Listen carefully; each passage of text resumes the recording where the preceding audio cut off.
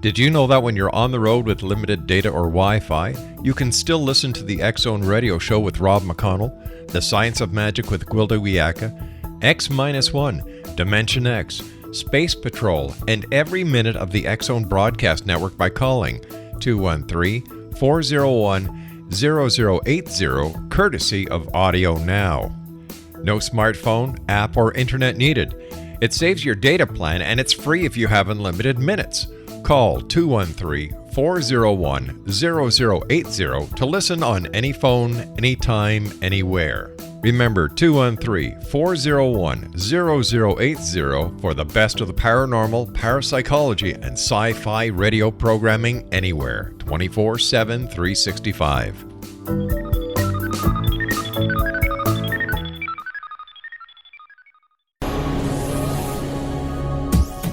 This is the X-Zone Broadcast Network, broadcasting worldwide on broadcast affiliates and satellite program providers, including CNN Broadcast Network, Sirius Satellite Network, Star Media, Good News Radio Network, Angel Broadcast Network, Wiki Broadcast Network, and WPBN TV. For more information on the X-Zone Broadcast Network, visit us at www.xzbn.net.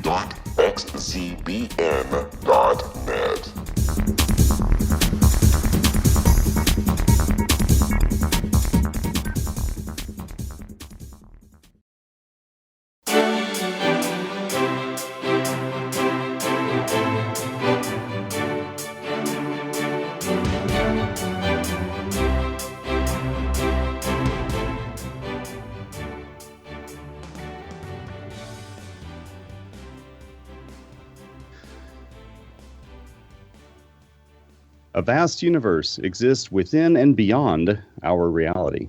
The frequencies that we can realize with our five senses are but a tiny part of all that is real. Welcome to the World Beyond radio show. I'm your host, Joe Weigant. We're going to talk about Freemasonry today. Freemasonry is an organization or an institution that has been around for hundreds of years. It got started in England officially in 1717. And it has now become an organization that has stretched across nations around the world. It has also drawn a lot of ire and a lot of skepticism by its non-members around the world, and has created a lot of criticism out there. But its roots were honorable, and they have a very lofty goal, which is taking good men and making them better. Our special guest today is John Bridegroom. John Bridegroom is, among all things, he is a Mason's Masons. John has been a member and is still a member of a great number of Masonic organizations. His bio stretches 2 full pages of Masonic activity. And quite frankly, it would take the rest of our show today to read all the things that he has done within and for Freemasonry. Part of some of the things that John Bridegroom has done, he has been the past master of his shrine, his lodge up at Porter Lodge number 137. He is a member of the Aurochs Shrine. He has been a member of the Scottish Rite. The list just goes on and on. 2 full pages of Masonic activity. I myself am a Freemason, and currently this year I am the master of my lodge, Evansville 64. And we're going to talk about Freemasonry, its roots, and where it's going to go. John, welcome to the show today. How are you doing? Doing wonderful. Thank you for having me. I really appreciate it. Oh, the pleasure is all on this side of the mic, I can assure you. This is an honor having somebody with such a long and lofty resume here. This is, honestly, when I look at some of the lists of things here, I did not know that 2/3 of these things even existed. Some of them I've heard of, Allied Masonic degrees, and I have been in the Scottish Rite and the York Rite, but some of these things I have no idea what they are. So yeah, you have. I often joke with friends, some people have hobbies that they do in their free time, and this just happens to be mine. So, your dues probably cost you $2,500 a year. I'm telling you, this is impressive. I met John Bridegroom at a meeting of the Lodge of Research last year while visiting the Indiana Grand Lodge, and the talk up there was just amazing, talking about some of the esoteric origins of Freemasonry. So we're going to talk about some of those esoteric things today. John, what is esoteric? What does that mean, and why is Freemasonry so immersed in it? Well, the word esoteric in itself just means hidden. So on that level, it's a fairly simple concept. Something that's hidden is something that's esoteric, and I think that Freemasonry, in its teaching, is esoteric just by its very nature, and I think we'll probably talk a bit more about that as we move on as to why that would be and how it is. But basically, Freemasonry and its teachings have a surface level, and they have a hidden meaning that's underneath, and so that makes Freemasonry itself an esoteric teaching. And this is honestly, one of the things that was said to me early on in my Masonic career, which has stuck with me forever, is that the teachings of Freemasonry are not necessarily proprietary to Freemasonry, meaning that it's just one system among many that teaches the same thing, and all of them do it in an esoteric way. And I think there's an important reason as to why they use that method to teach what they're teaching. Absolutely fascinating. We're going to go to a break here in just a minute, but yeah, I definitely want to get into some of those more hidden meanings and some of the things that Masonry was meant to convey. And I also want to talk about how and why Freemasonry has kind of got away from those things, because that's a big part of our discussion today. Absolutely, and I think that that's something that's important probably for the modern Freemason or the modern scholar of Freemasonry to understand, is that Freemasonry has grown into something precisely, much larger. And we'll get right back to that in just a second. You're listening to the World Beyond Radio Show. I'm your host, Joe Weigant, and we'll be right back after a few moments and talk about esoteric Freemasonry. Stay tuned.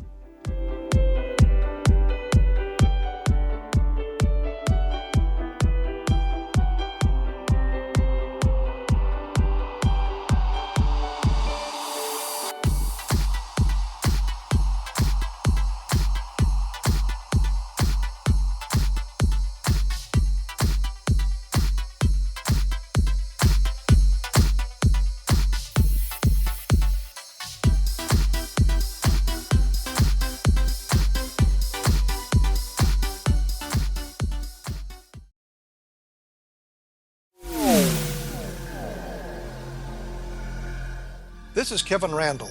For nearly 30 years, I have been investigating the case of the Roswell UFO. I have interviewed hundreds of people and stood on the crash site.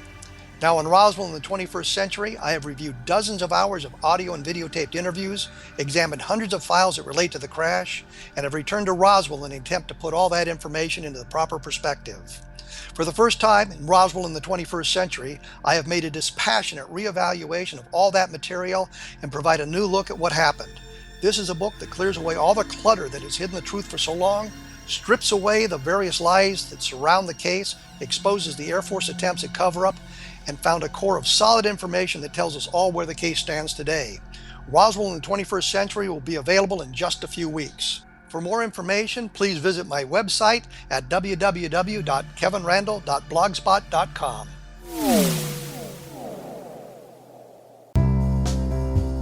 Gibbs A. Williams, Ph.D., is a practicing psychoanalyst, supervisor, researcher, and author in New York City. Much of his life has been dedicated to understanding nature and the uses of meaningful coincidences or synchronicities. His radical and original non-Jungian, non-mystical, non-magical theory of synchronicities illuminates much of the fog surrounding this challenging and perplexing topic. His ideas and manners are fresh, presented in a style that is both entertaining and highly informative. He is also an expert on crisis intervention, specially focused on violence reduction for the police and citizens, mastering anxiety, frustration, and stress without the use of medication, and effectively preventing and treating heroin addiction. Dr. Williams can be contacted at his email address at gwwilliamsny11@aol.com or visit his website at www.drgibbswilliams.com.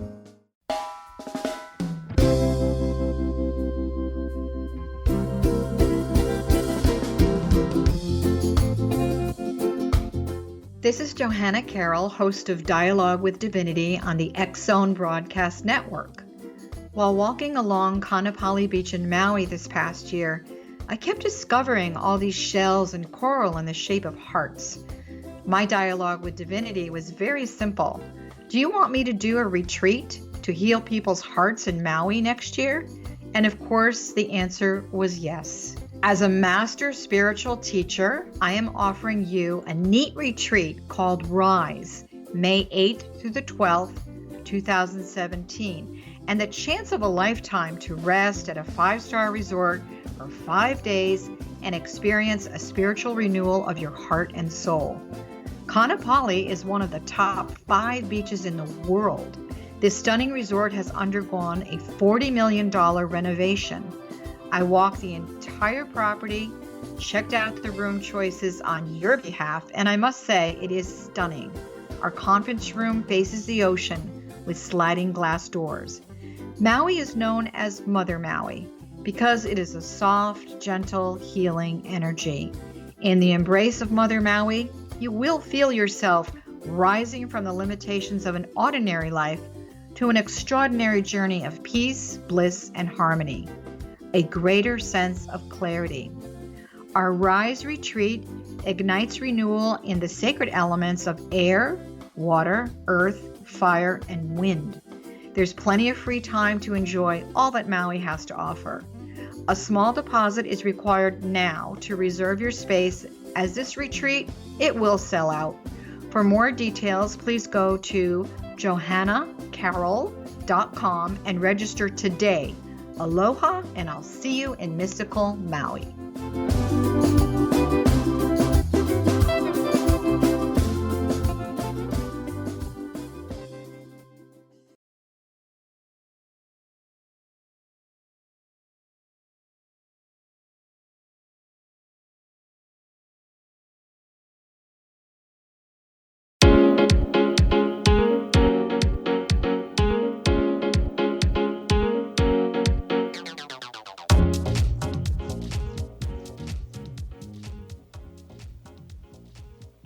Welcome back to the World Beyond Radio Show. I'm your guest, Joe Weigant. Our special guest, I'm your host, Joe Weigant.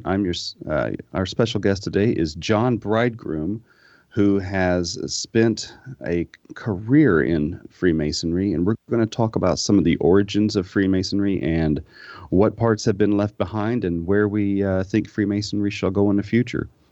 So when we left off, John, you had been talking about how many other traditions have all taught the same esoteric things, the same mystery school teachings and things like that, but Freemasonry just did it in their own way.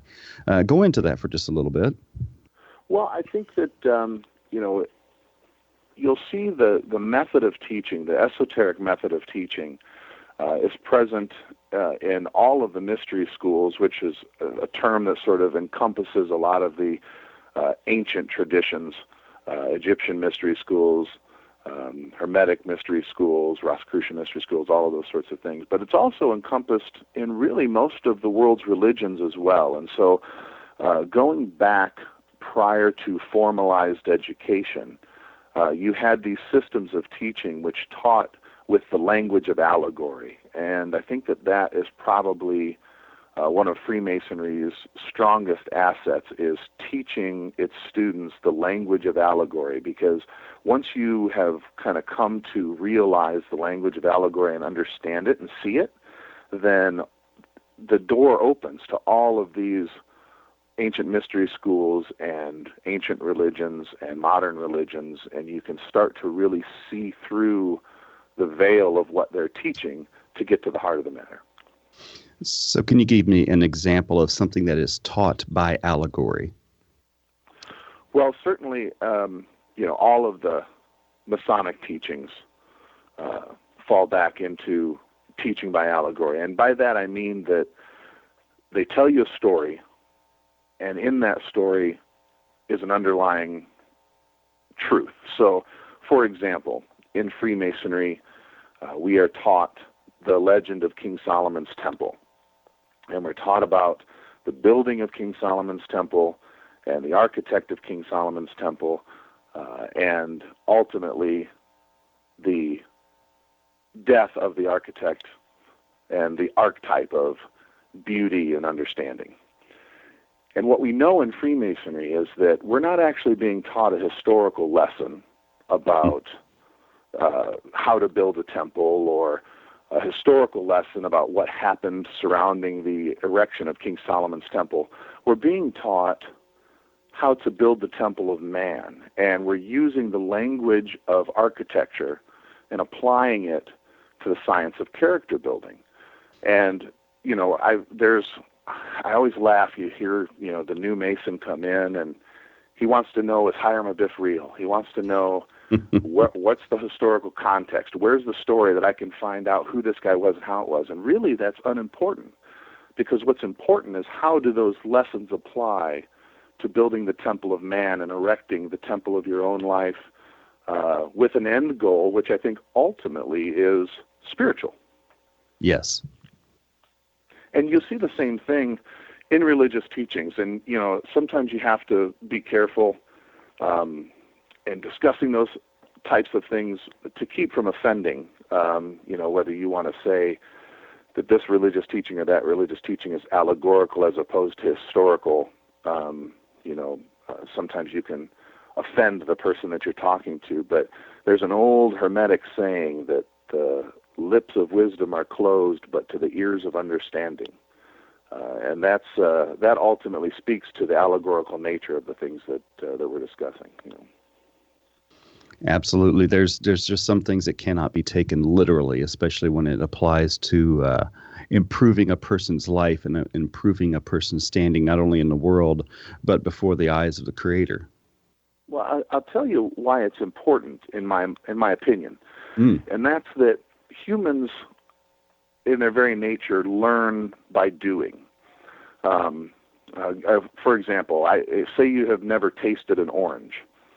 I could tell you all day long what an orange tastes like, but until you taste the orange for yourself, you don't know it as a truth. And we tend to be creatures that learn by doing as opposed to by being told.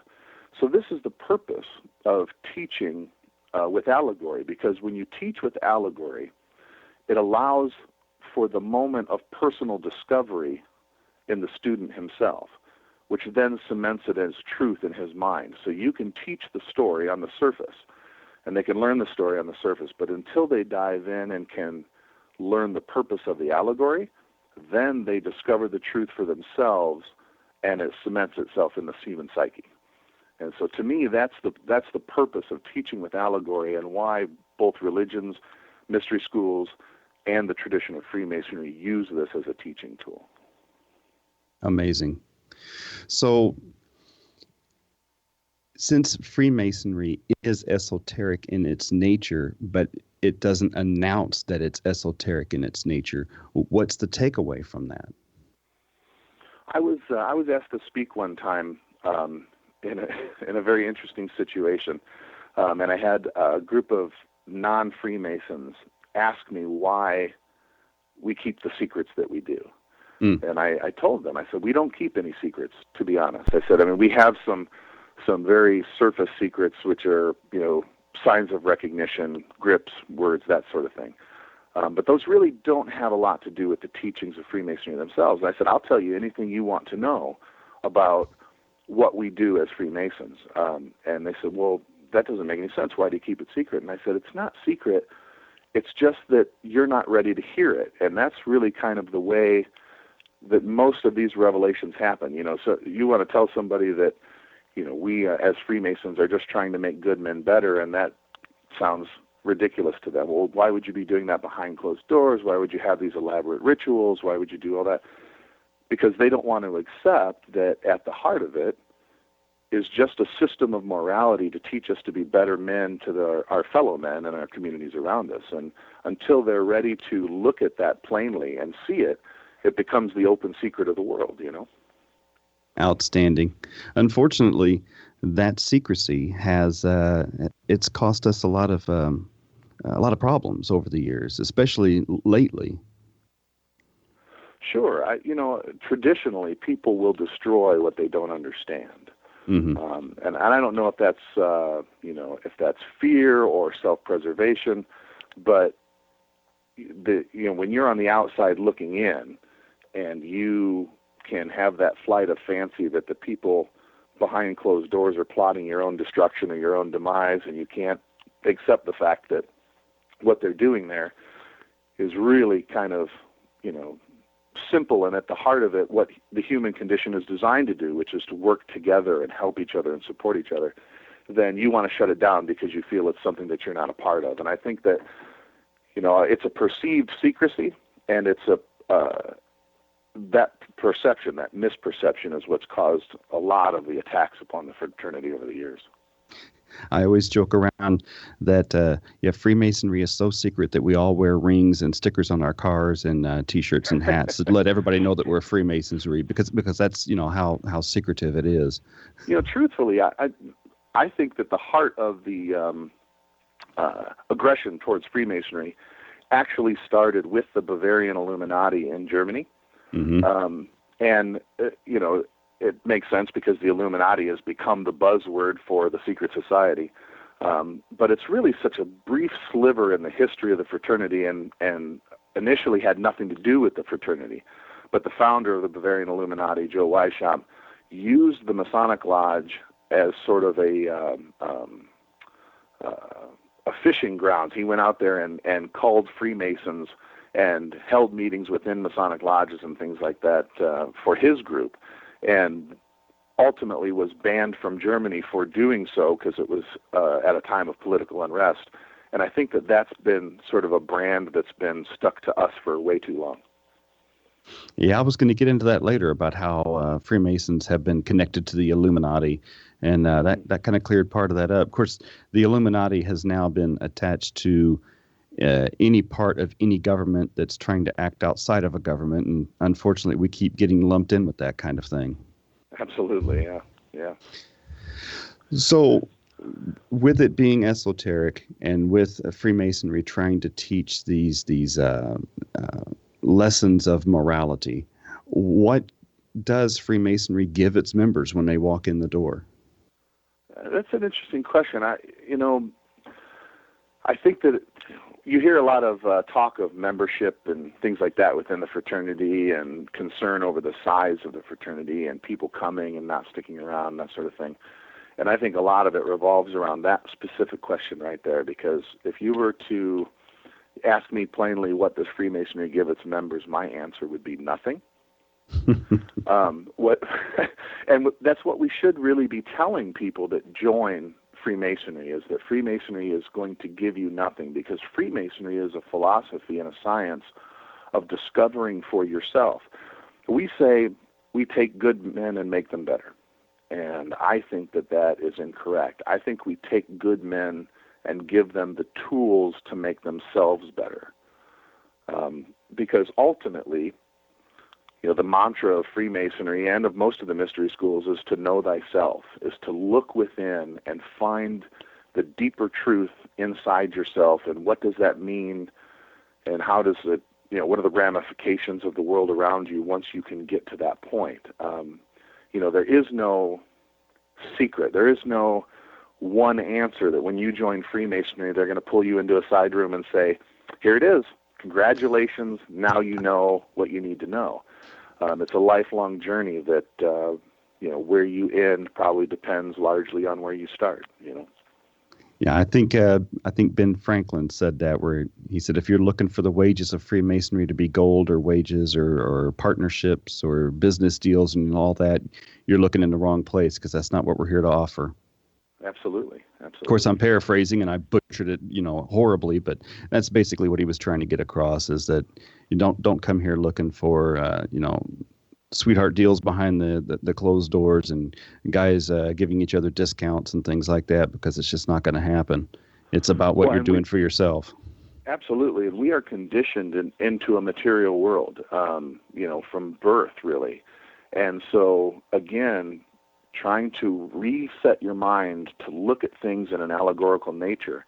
When you talk about the wages of Freemasonry or the treasures of the Templar, none of these were intended to be monetary gifts. None of these were intended to be, buckets of gold hidden away in the caverns somewhere. These were the things that would turn your life around and create a spiritual gold, which largely is the teachings of alchemy as well. I mean, and we'll probably get into some of that, but, the Hermetic philosophy, which is the foundation of the science of alchemy, is the same as Freemasonry.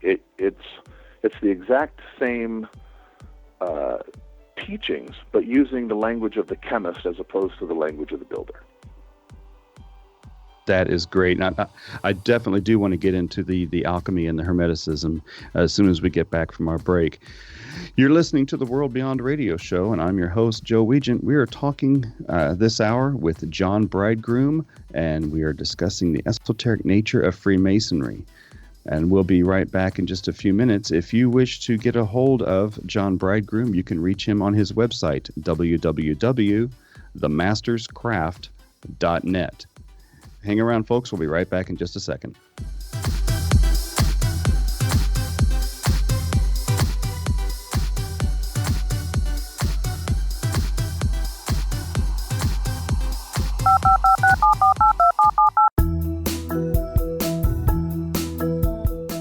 Did you know that when you're on the road with limited data or Wi-Fi, you can still listen to the X-Zone Radio Show with Rob McConnell, The Science of Magic with Gwilda Wiyaka, X-1, Dimension X, Space Patrol, and every minute of the X-Zone Broadcast Network by calling 213-401-0080, courtesy of Audio Now. No smartphone, app, or internet needed. It saves your data plan, and it's free if you have unlimited minutes. Call 213-401-0080 to listen on any phone, anytime, anywhere. Remember 213-401-0080 for the best of the paranormal, parapsychology, and sci-fi radio programming anywhere, 24/7, 365.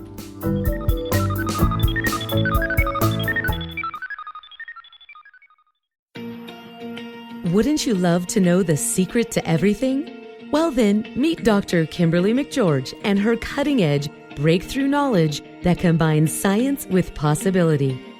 Dr. Kimberly brings real-life answers and healing to those open to alternative solutions.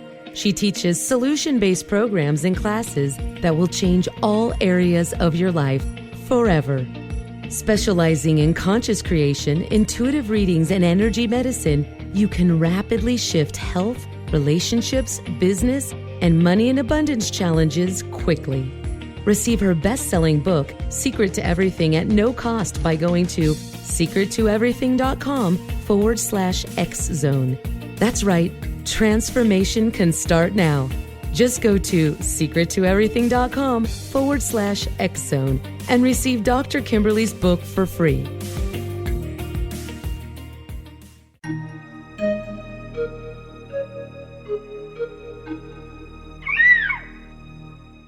While science pursues fact, magic accesses the quantum level, bridging random facts to form truth. As long as science and magic remain separate and polarized, the truth cannot be known. I'm Gwilda Wiyaka. Join me on the Science of Magic radio program, dedicated to unification and evolution of consciousness. During each episode, I'll be speaking with experienced and respected scientists and mystics. From astrologers to astronomers, from medical doctors to shaman, the scientific method to dowsing and intuition, we'll weave together information from seemingly divergent practices to promote unity and enlightenment. Join me, Gwilda Wiyaka, and the Science of Magic right here on the Mutual Broadcast Network. For more information, visit www.thescienceofmagic.net.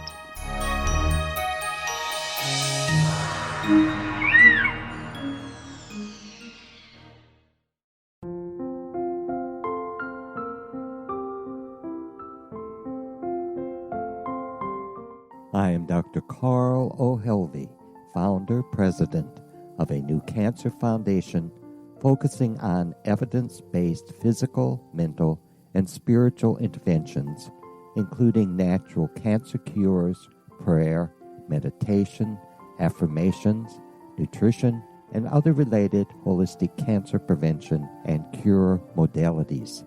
These are used in cancer education, research, and financing care. I ask for your help to continue this important work by donating at www.holisticcancerfoundation.com.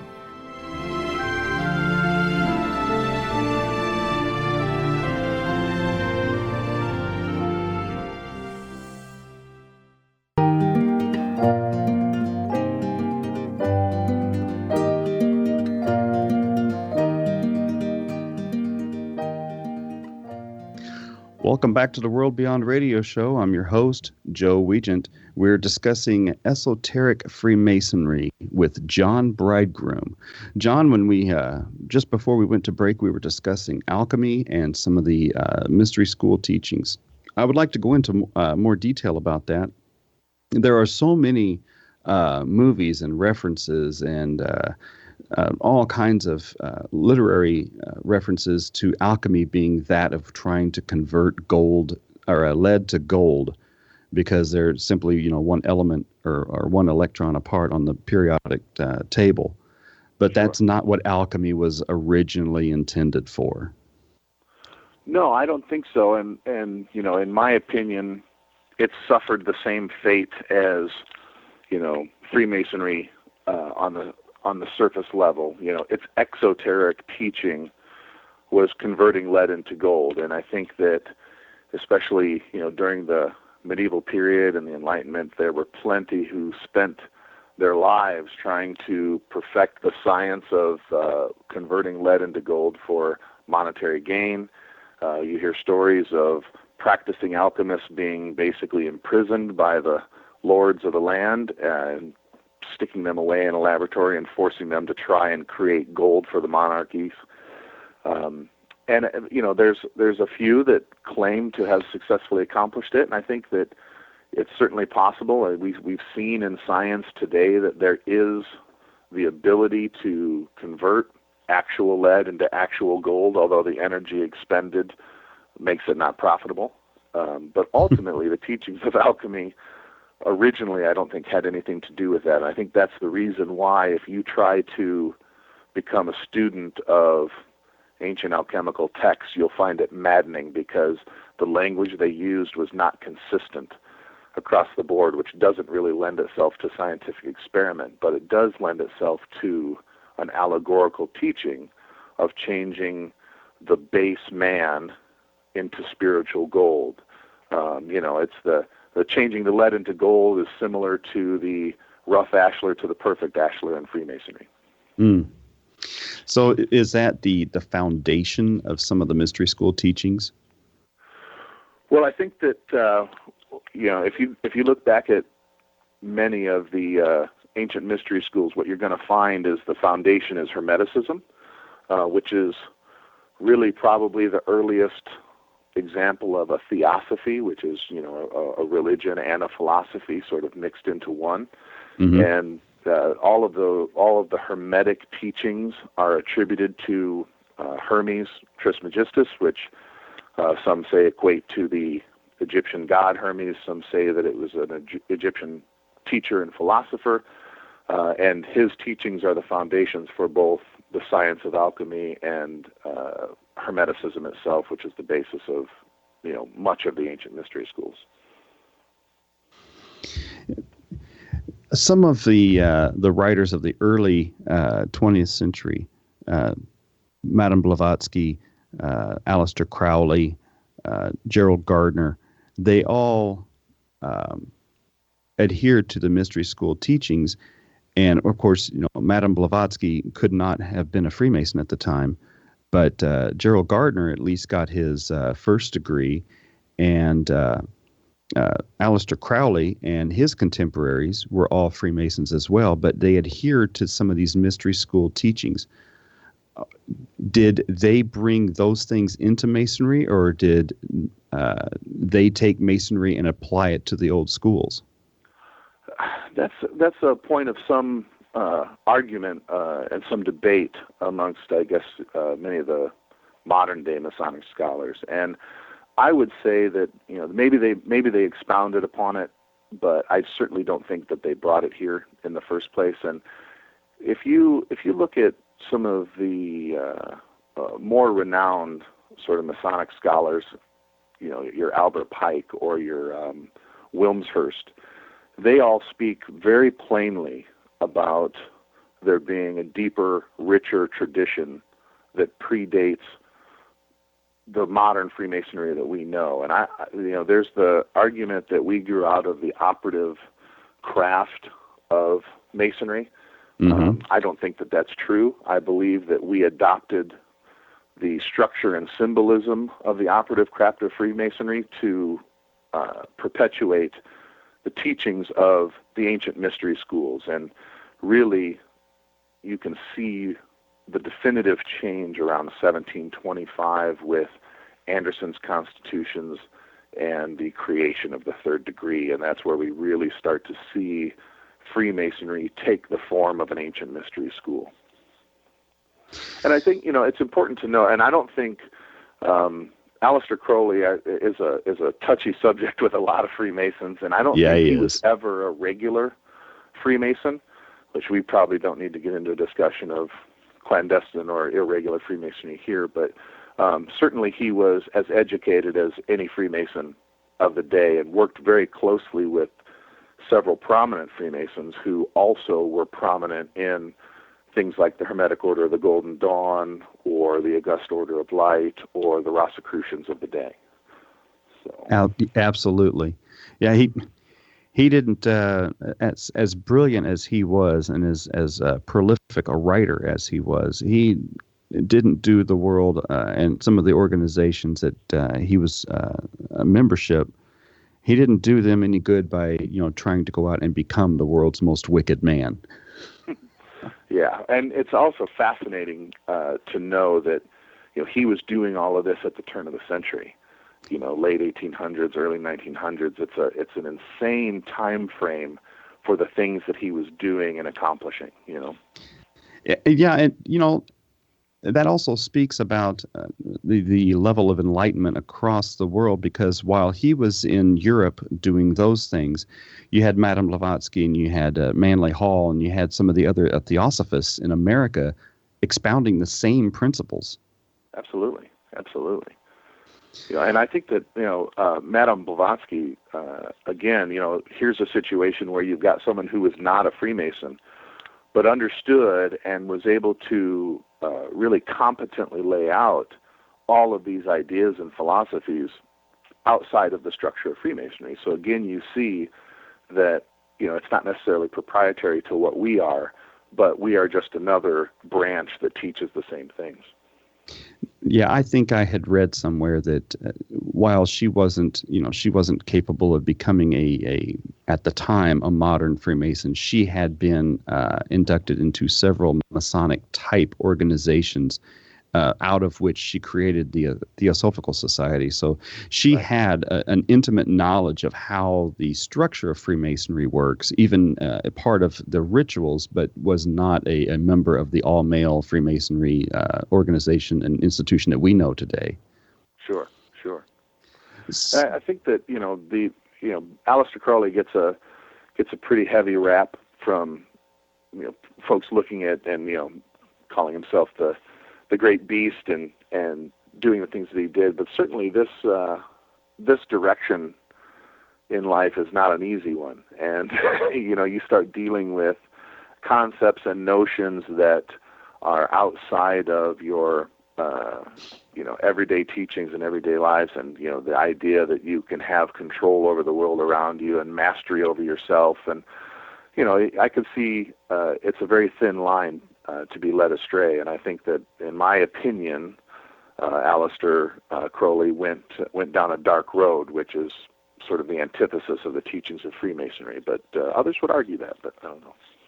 Yeah, that he definitely had his own way of going about business.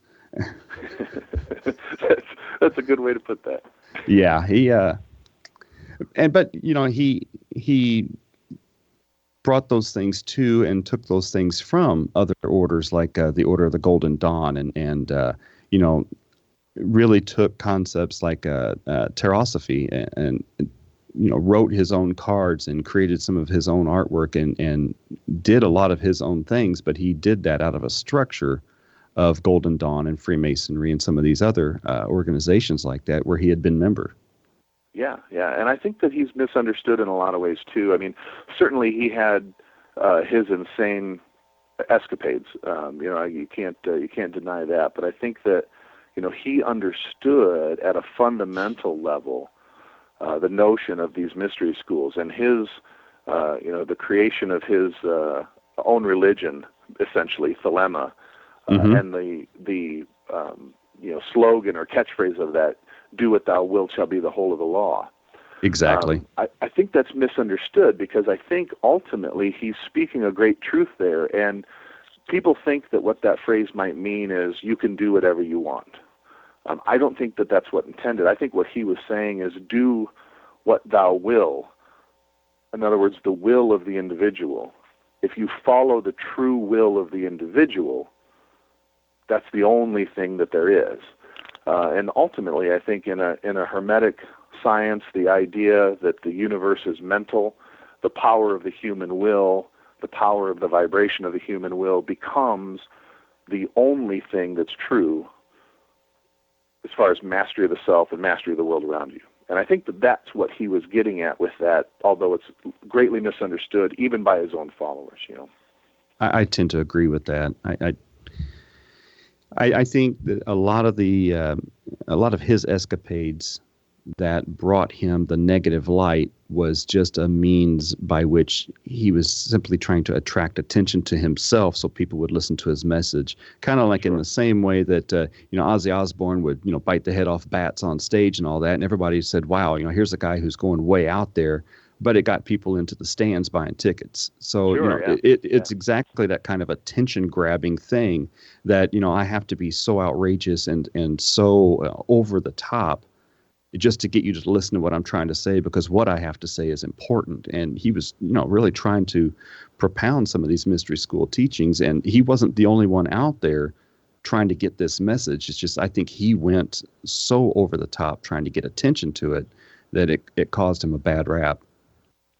Sure, and you can't deny the fact that, here we are 100 years later, still talking about the man, and he still has had a large effect on, esoteric societies across the world. So, there's certainly a level of success that you have to attribute to the man. Precisely. And out of, those kinds of philosophies, you've got Steiner with the Anthroposophical society that he created, which was still, a branch of the same kinds of teachings. Sure, yeah. And, all of these societies and groups have a real affinity to the process of initiation, the process of awakening the individual into a new world, Absolutely. And I was going to save that question about ritual and initiation for our next segment, because we're going to be going into a break here in just a moment. But yeah, I definitely want to touch on why so many of these organizations rely so heavily on the process of initiation and ritual. So yeah, we'll get right back to that in just a second. You're listening to the World Beyond radio show. I'm your host, Joe Weigant. We're having a fascinating discussion with our guest today, John Bridegroom. And we're picking up all bits of history of the Hermetic and esoteric teachings of the mystery schools and how they apply to modern-day Freemasonry. And we'll have a lot more of that when we come back in just a minute. Stick around. We've got a lot more to discuss. We'll be right back.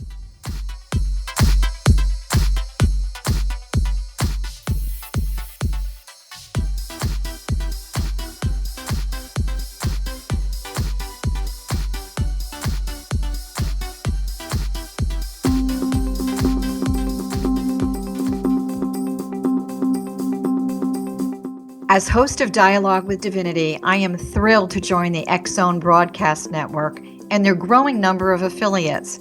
My quest for a connection to the divine ignited my successful career path as an international spiritual counselor for over 40 years, an author of 4 books, and well-known metaphysical educator. My clients call me their spiritual mama. So my job is to offer you a radio show to help you grow spiritually with wisdom and get specific tools from guests who are experts in their field. Tune in to Dialogue with Divinity and be part of the conversation with Spirit. My goal, your happy soul. For more information, please visit my website at johannacarroll.com.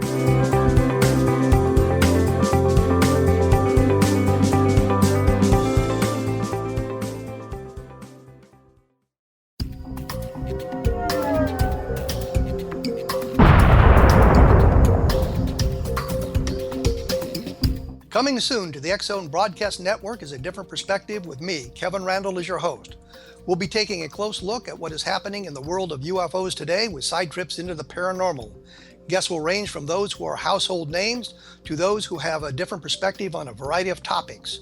No topic will be taboo, but there will be tough questions asked as we all search for the truth about UFOs, the paranormal, and those things that excite us. Sometimes we'll agree with a guest and sometimes we won't, but we'll try to keep the program topical.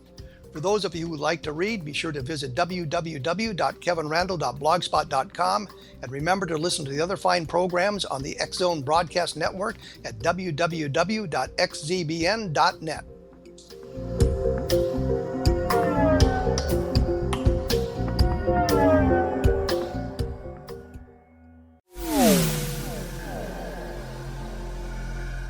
This is Kevin Randall. For nearly 30 years, I have been investigating the case of the Roswell UFO. I have interviewed hundreds of people and stood on the crash site. Now in Roswell in the 21st century, I have reviewed dozens of hours of audio and videotaped interviews, examined hundreds of files that relate to the crash, and have returned to Roswell in an attempt to put all that information into the proper perspective. For the first time in Roswell in the 21st century, I have made a dispassionate reevaluation of all that material and provide a new look at what happened. This is a book that clears away all the clutter that has hidden the truth for so long, strips away the various lies that surround the case, exposes the Air Force attempts at cover-up, and found a core of solid information that tells us all where the case stands today. Roswell in the 21st century will be available in just a few weeks. For more information, please visit my website at www.kevinrandall.blogspot.com.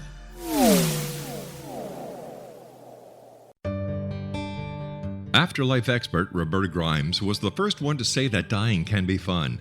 Now her best-selling book, The Fun of Dying, is available in stores worldwide. So if you wonder whether death ends life, how it feels to die, or what heaven might be like, The Fun of Dying was written for you. And if you have always been afraid of death, or if you worry that your life has no meaning, let The Fun of Dying ease your fears and bring new meaning to your life. Nothing said in The Fun of Dying is based on the teachings of any religion. Instead, Roberta draws on evidence to explain how death happens, how it feels, and what comes next. A lot of the best death-related evidence was produced in the first half of the 20th century. When it is put together with recent discoveries, it tells a consistent and amazing story. Roberta Grimes blogs and answers questions at robertagrimes.com. Her wonderful book, The Fun of Dying, is available on Amazon and at stores worldwide wherever books are sold.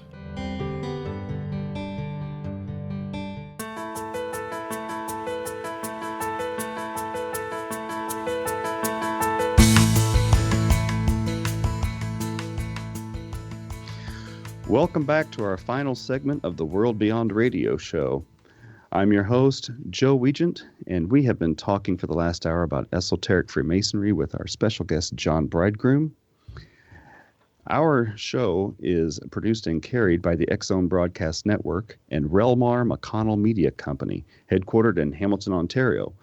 For more information on the X-Zone Broadcast Network, visit www.xzbn.net. If you wish to contact me, you can reach me at my email address, joeweigant@xzbn.net. That's Joe, Weigant, @xzbn.net. Our special guest, John Bridegroom, can be reached on his website, www.themasterscraft.net, or by email, grandcounselofficer@comcast.net. John, for our last segment, let's go into the purpose of initiation and why ritual is such a integral part of that process. Well, I think that's a great question. When it comes to initiation, we talk about Freemasons have initiation rituals, and for those who might be listening who are Freemasons, I would, encourage them to pay attention to that word ritual, because ritual indicates something that should be done in a specific way, the same time, every time, as opposed to the reenactment of a play or something of that nature. So it's important to understand that when we say we have a Masonic ritual, it means two things. One, that it has a particular structure that's supposed to be adhered to, and two, that it has a purpose, an end goal. There's something that is supposed to happen as a result of the ritual.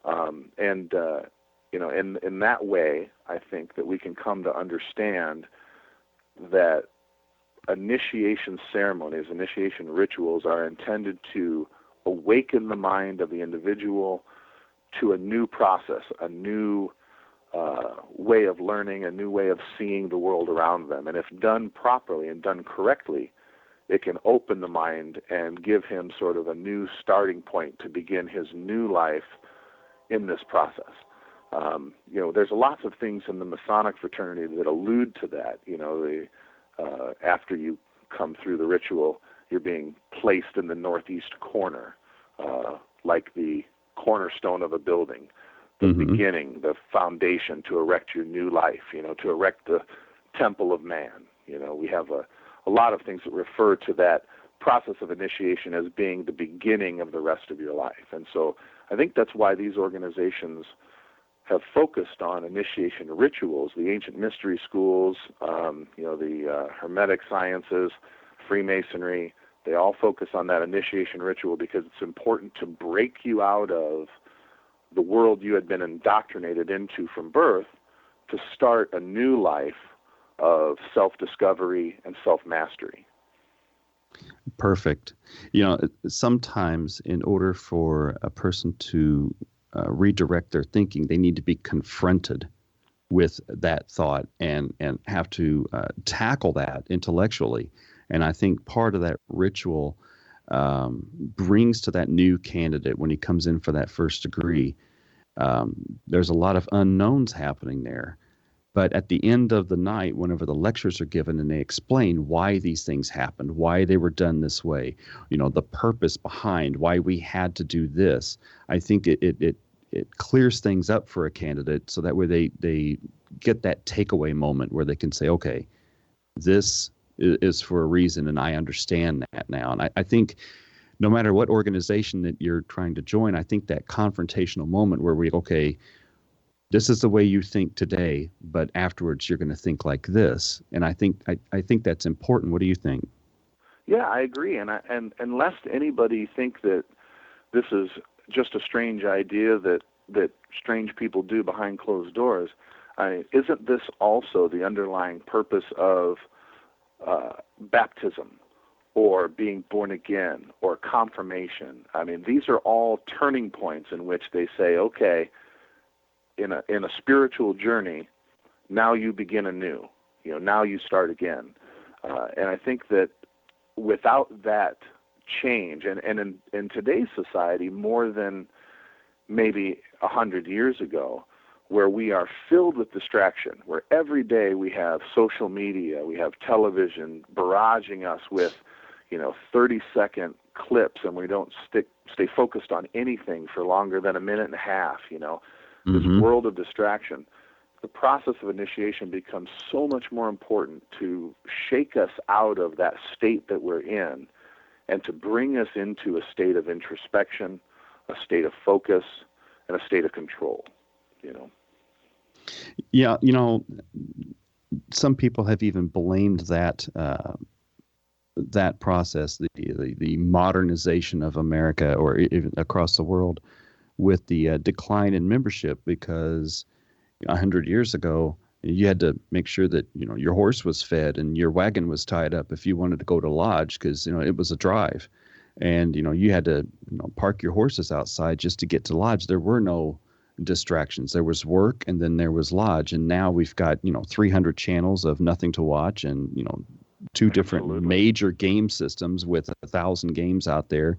And so we've got all of these major distractions that are tearing people away from making themselves better people through the process of iron sharpening iron. It's just by being around other people who are also involved in that same process. We all help each other out, and we're all being helped.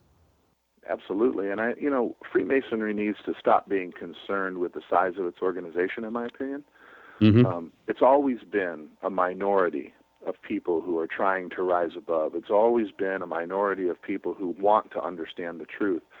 And we did enjoy an explosive time frame where everybody wanted to be a member. But that's probably why Freemasonry ended up growing beyond just its esoteric teachings and became, also just a large fraternity of people helping one another and enjoying things that were, very exoteric, because there was just such a large volume of us around. So. Yeah, but I think a lot of that growth during the time period can be attributed to a lot of servicemen coming back from World War II who had all been through this traumatic experience, and all had similar kinds of experiences, and they were all military men who had been trained to think and do certain things a certain way. And when they came back, here was another organization outside the military that had the same nationwide stability. And so these guys could, they could go and hang out with other guys who've, been over there and seen horrible things, and they had, that kind of reliance to fall back on. And when those guys, stopped coming to lodge, the membership went back down to where it was before. Agreed. And I think that, there's no question we saw that boom and right after World War I and right after World War II, and probably why we didn't see it in successive conflicts is because of the creation of the American Legions and Veterans of Foreign Wars organizations, where now they actually had organizations that were specific to the military that they could then go and join. Precisely. So what do you say to those folks out there who, without knowing what Freemasonry is, want to attribute it to trying to, do this Illuminati taking over the world thing? I always joke that, we're trying to take over the world one pancake breakfast at a time. Because, I still can't convince people that, no, it's just Indiana Freemasonry. There's no worldwide organization. Well, I think that, the teachings of Freemasonry, the teachings of any of the mystery schools are actually counterintuitive to that notion.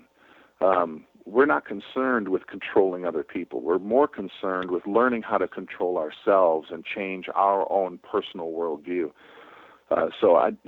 We do a disservice to ourselves constantly by saying you should join Freemasonry because, look, 14 presidents were Freemasons, or these famous people or these successful people were Freemasons.